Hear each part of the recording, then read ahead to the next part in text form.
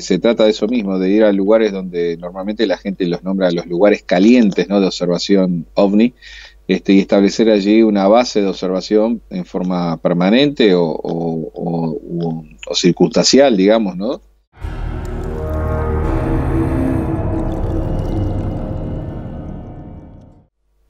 Volviendo a la otra pregunta, la difusión que hacemos nosotros son de estos casos, por ejemplo, en principio que yo los cuento, los menciono en las conferencias que doy, inclusive presentamos, hay una fotografía que se ve el ala tomada desde la cabina del Fokker, el ala del Fokker con una pequeñísima luz azul que se ve en la punta, cercana a la punta de ala, que es ese objeto que se veía a la distancia, que claro, al tomar la foto del ángulo lo hace ver como que está muy cerquita del ala, en realidad está volando a unos cuantos metros, ¿no? Es una de las fotos, las mejores fotos que tenemos de ese objeto. Y después hay otras más, pero que no salió el objeto tan nítidamente como sale acá como un punto azul, que en las presentaciones yo las muestro y la gente puede observarlas y preguntar al respecto. Y después sí, cuando a alguien le interesa algún caso en especial, inclusive periodistas que vienen a veces a buscar información, se les da la información pertinente de lo que ellos necesiten, se les hace un raconto de la historia, y bueno, y allí se les brinda la información. Lo único que nosotros no dejamos acceder a las carpetas porque hay muchos nombres de personas y testigos, los cuales preservamos de forma muy, muy celosa, digamos, porque no queremos que los testigos nuestros sean molestados o vayan a la casa o los llamen por teléfono para hacerles preguntas, porque ellos mismos siempre manifiestan que no quieren trascender en ninguno de estos informes, ¿verdad? Simplemente contamos la historia, pero no damos los nombres, ni los apellidos, ni los teléfonos de ninguno de estos testigos. Es la única reserva que mantenemos. Actualmente o en su historia, ¿cuál es la relación de la Kridovni con los civiles? Y cuando digo civiles no solamente me refiero a los investigadores del tema OVNI, sino en general. Es decir, en la Kridovni, ¿hay personal civil que forma la Kridovni? Sí, sí, hay, sí. Nosotros desde un principio se creó esta comisión y se invitó inmediatamente a los grupos civiles que ya existían en Uruguay desde los años 50.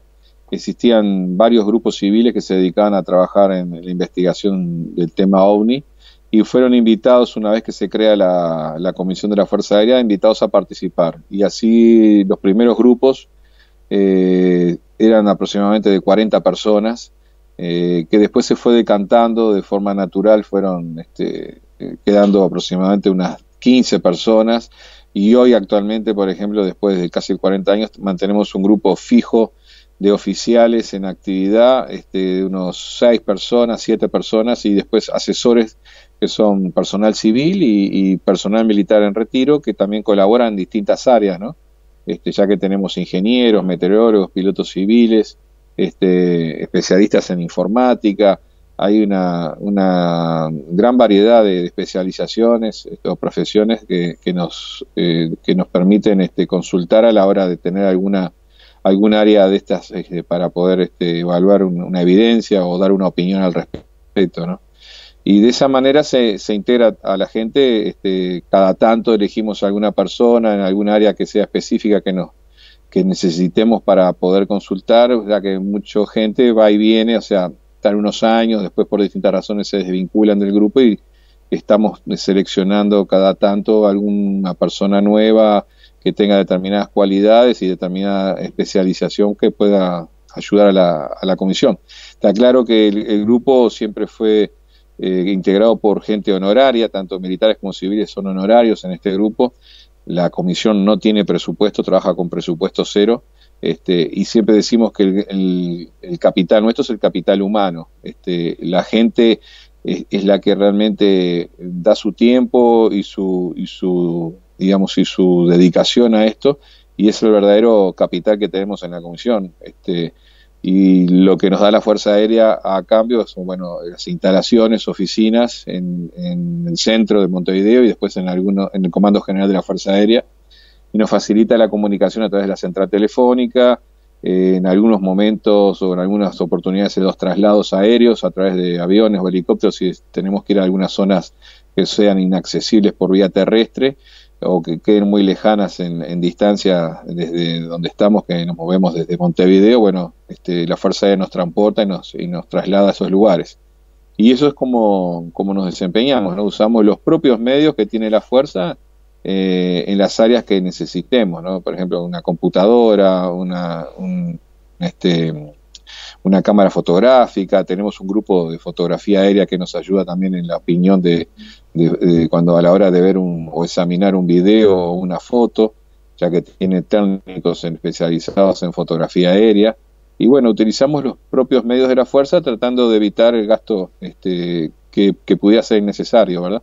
Pero ya te digo, los integrantes digamos, en concreto son todos honorarios, no perciben ningún sueldo por estar con nosotros. ¿La CRIDOMNI ha realizado alguna recopilación de todo informe previo a su creación, o sea, previo al año 79, que puede estar disperso en diferentes establecimientos de Fuerza Aérea? Sí, nosotros, por ejemplo, antes del año 79, la información que llegaba a la Fuerza Aérea la recopilaba la inteligencia aérea, ¿no? Todas las fuerzas aéreas tienen un departamento o una sección de inteligencia aérea que hace el análisis de los distintos, en época de guerra, por ejemplo, se hace el análisis de las aeronaves enemigas, digamos, las capacidades que tiene un avión enemigo, en fin, distintos tipos de armamentos. Bueno, eso durante un conflicto es lo que hace un departamento o sección que se llama inteligencia aérea. En época de paz también se hace, hoy por hoy se hace también con el por el problema del narcotráfico, ¿verdad? Y bueno, toda aquella documentación que existió antes del año 79 con respecto a este tema, digamos, inconcluso, ¿no? Que es la investigación OVNI, pasaba a la CRIDOMNI para poder engrosar sus archivos. Y asimismo también pasaron los archivos de 2 o 3 grupos civiles que tenían casos investigados con sus carpetitas y sus datos de distintos testigos, pasaron también a integrar el archivo de la CRIDOMNI. Y tenemos, por ejemplo, casos de muy antiguos, ya te digo que acá en forma privada se trabajaba la investigación a nivel civil desde los años 50, o sea que hay algunos casos muy viejos de esa época que están en el archivo de la Fuerza Aérea, ¿no? Que los cuales no fueron reevaluados ni nada porque era muy difícil en los años, ya te digo, en el 79 se creó la comisión, casi el 80, volver 30 años para atrás a reevaluar testigos que a veces ni siquiera estaban presentes ya, ¿no? Y bueno, eso es lo que tenemos de información de casos pasados en las décadas pasadas, ¿no? Vos, aparte de formar parte de la CRIDOMNI, como dijimos al principio, también formás parte del CRIFAT, el Centro Regional Investigador de Fenómenos Aeroespaciales y Terrestres. Contanos primero cuál es la diferencia entre CRIDOMNI y CRIFAT, porque por ahí mucha gente se puede llegar a confundir con las siglas. Aclararnos primero cuál es esa diferencia, qué es el CRIFAT y en qué se diferencia de la CRIDOMNI.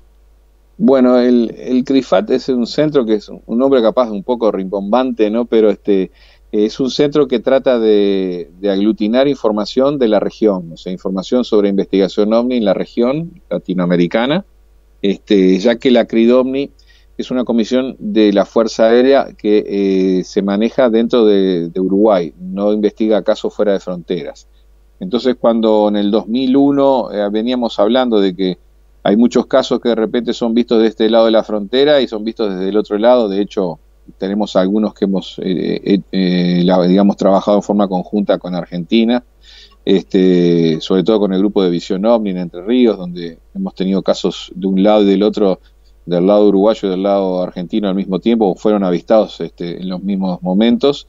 Se nos ocurrió crear un centro regional que pudiera, a través del uso de una misma base de trabajo, un mismo sistema de trabajo, poder investigar casos que fueran, en cuanto a su evaluación, compatibles unos con otros, dentro de lo que es la región, como te decía recién, latinoamericana. Estamos hablando de Argentina, Brasil, Chile, Paraguay, o sea, con los vecinos, ¿verdad? Eso fue una idea que se nos ocurrió porque el fenómeno no es únicamente de Uruguay, ni es de Argentina, ni es de Brasil, es un fenómeno que se da en cualquier lado, y era bueno poder tener un banco de datos el cual pudiera ser consultado tanto por los integrantes de un grupo como por los del otro, y poder comparar casos que sucedieron aquí en Argentina, como este que yo te mencionaba de Brasil y Uruguay, con el caso de los Pucará, que también fue visto con 2 meses de diferencia, sí, objetos similares en Brasil, ¿verdad?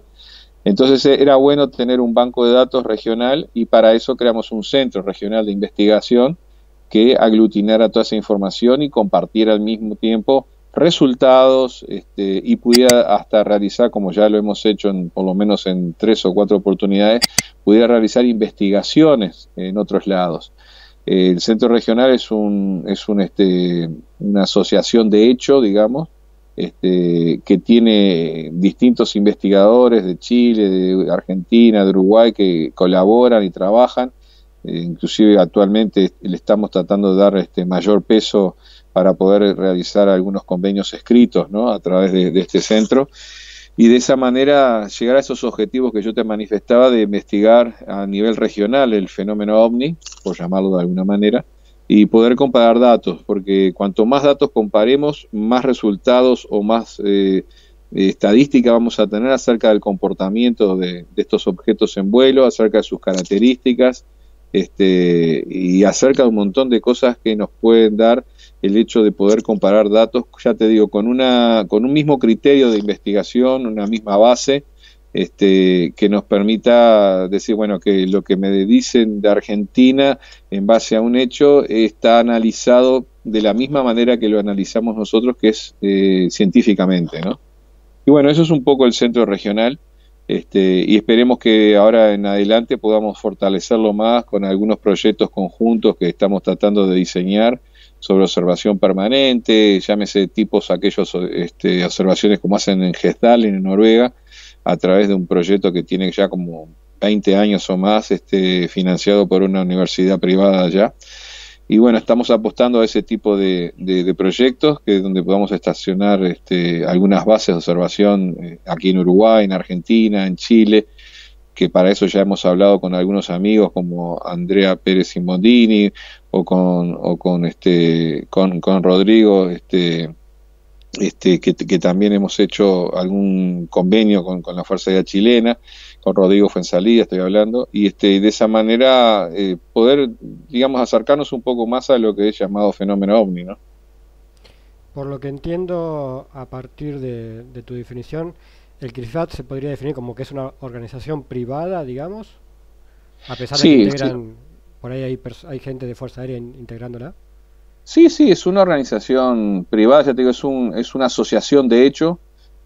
Asociación de hecho es cuando varios grupos de gente, de personas se asocian en un objetivo común como es que somos de distintos países aparte y como tenemos distintas legislaciones, es un poco difícil darle un marco legal a esto cuando digamos, el derecho, digamos, privado se maneja de forma diferente en todos los países, ¿no? O sea, es una asociación de hecho que perseguimos un mismo objetivo y es un objetivo de investigación científica o técnica y es de carácter privado, sí, sí, es de carácter privado, aunque vas a encontrar que hay muchos militares o en actividad o en retiro que pueden estar integrándolo el grupo, pero la idea es que mejor dicho, la idea no, es una organización no gubernamental que tal vez pueda inclusive en algún futuro, que es otra de las aspiraciones que tenemos, financiar algunas investigaciones de oficiales en los distintos países, ya que los grupos que hay de investigación, por lo menos aquí en Latinoamérica, no cuentan con un presupuesto fijo,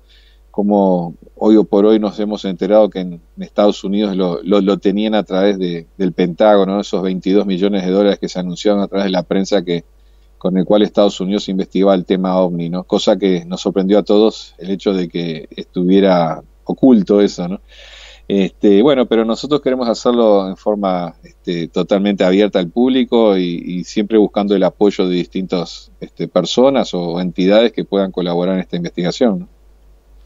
Recién comentabas, casi al pasar, pero es un detalle que a mí, cuando lo comentaste hace poco en el Congreso de Victoria, donde nos encontramos, me pareció más que destacable, es que el CRIFAT no solamente investiga sucesos que ya acontecieron, digamos, casos que ya pasaron, porque normalmente la investigación OVNI o la investigación tradicional del tema OVNI es ir detrás del fenómeno, o sea, uno va a un Sí, lugar o a entrevistar a un investigador cuando ya pasó el fenómeno.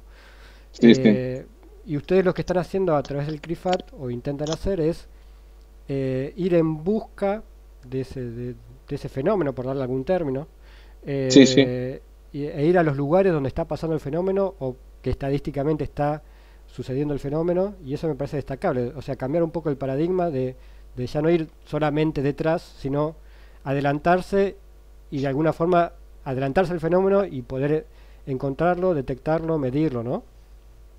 Sí, justamente es eso, sí, tal cual tú lo estás mencionando. Eh, la idea justamente con estos proyectos de crear estas bases fijas de observación, se trata de eso mismo, de ir a lugares donde normalmente la gente los nombra los lugares calientes, ¿no? De observación ovni, y establecer allí una base de observación en forma permanente o circunstancial, digamos, ¿no? Que pueda analizar la zona durante varios días, tomar registros y bueno, y poder analizarlos y compartirlos, por supuesto. La idea es hacerlo tanto en Uruguay como también hacerlo en Argentina. Por ejemplo, creo que en Victoria, que es un lugar donde se hacen muchas observaciones al respecto de este tema, sería interesante poder hacerlo en esas zonas, en el Cerro de la Matanza, por ejemplo, tener establecido una base de observación, que lo hemos hablado con Andrea y con Silvia, pero usando un equipamiento, digamos, sofisticado que pudiera darnos algún elemento o por lo menos realizar mediciones que nos puedan llegar a dar algún elemento de análisis. Lo mismo hacerlo en el sur de Chile, por ejemplo, que es donde se están dando últimamente muchísimos avistamientos. En el sur argentino también está pasando, tenemos reportes de esa zona. Y bueno, y otros lugares que puedan estar en esas condiciones de ser normalmente lugares donde la gente observa, saca fotografías, filma, que puedan dar la pauta de que allí existe algo que tenga que ver con la investigación de objetos voladores no identificados y que pueda aportar no solo al mundo científico también, sino a los distintos grupos oficiales que existen hoy por hoy aquí en nuestros países y ir desarrollando una tarea, si se quiere, hasta conjunta en el aporte sobre todo de los resultados que se puedan encontrar en esto, ¿no? Actualmente ya existe alguna base de estas, alguno de estos lugares ya con instrumental en forma permanente. No, forma permanente todavía no. No lo hemos implementado. Estamos en vías de hacerlo. Y lo que sí tenemos observaciones, digamos, periódicas de ir a determinados lugares durante tantos días y estar allí establecidos durante esos días para poder registrar, si es que que se da la suerte, ¿no? De poder registrar algún tipo de fenómeno digamos, lumínico, sobre todo, que se da en la noche o algún otro registro diurno, en fin, lo que sea, pero en forma estática todavía y permanente no lo hemos podido lograr. Estamos justamente con ese trabajo ahora y todo depende mucho a veces también del apoyo que logremos externo para digamos, este proyecto y a veces también las condiciones también del lugar, climáticas, las condiciones sobre todo hoy en día que nos pasa a todos los países de seguridad, ya que son equipos muy caros y tenemos que prever hasta el último detalle como para que mañana no dejes algo allí y al otro día no lo encuentres, ¿no? Es lamentable, pero tenemos que prever todos esos detalles y bueno, y elegir muy bien la zona, ver si podemos compartir, o mejor dicho, nos permiten compartir esa investigación en zonas donde de repente haya hasta alguna vigilancia de algún ente estatal o de alguna unidad policial o militar que nos dé un poquito más de seguridad a la hora de dejar allí una base fija digamos, de registro, ¿no? Entonces, esos detalles a veces te complican un poquito la gestión y digamos, efectivización de estos proyectos. Ya para ir de a poco finalizando esta charla, es inevitable preguntarte, aunque sea a nivel personal, sobre un lugar emblemático de Uruguay, así como acá en Argentina tenemos el Cerro Uritorco, Capilla del Monte, lugares que enseguida la gente lo relaciona con el tema OVNI. En Claro, Uruguay existe un lugar que es la famosa estancia La Aurora, que sí. siempre de alguna u otra forma está relacionada con el tema OVNI y con otros fenómenos, digamos, paranormales y demás. Obviamente que no es algo que le incumbe a la CRIDOMNI ni a la CRIFAP, por eso te pregunto a vos en forma personal, ¿cuál es tu opinión o reflexión o conclusión, si tenés alguna, con respecto a la estancia La Aurora? Bueno, mira, el caso de la estancia de la Aurora, como todos saben, ocurrió en el año 1976, ¿no? Hago un poco el raconto para rememorar.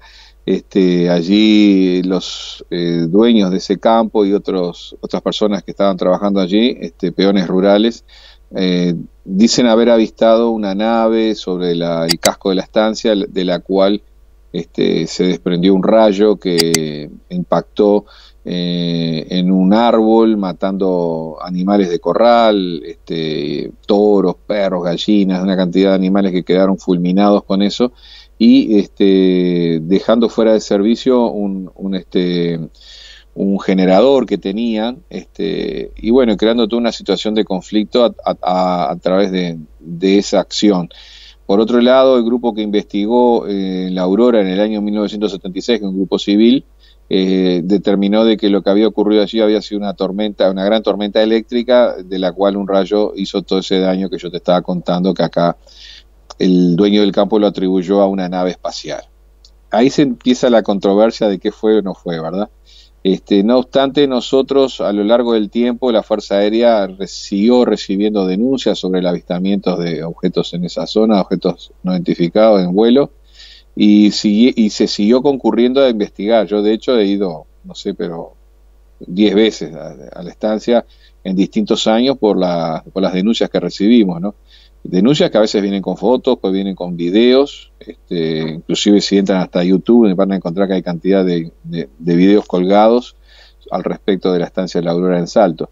O sea que las denuncias siguen, y nosotros cuando amerita y nos hacen esa denuncia, concurrimos al lugar e investigamos. Nunca hemos comprobado nada extraño. Hemos ido muchas veces, inclusive hasta con equipamiento como ser visores nocturnos, ¿verdad? Para poder observar mejor en la noche, pues un lugar muy oscuro, que no hay luz artificial de ningún tipo, y bueno, y lo que te puedo decir de ahí que es un caso extraño, digo, yo no estoy digamos, no lo aliento ni lo desaliento el caso, porque es más bien hasta una situación, un lugar folclórico de avistamientos ovni en Uruguay. Allí va mucha gente de Brasil, de Argentina, de Chile, bien de distintas partes de Europa, en fin.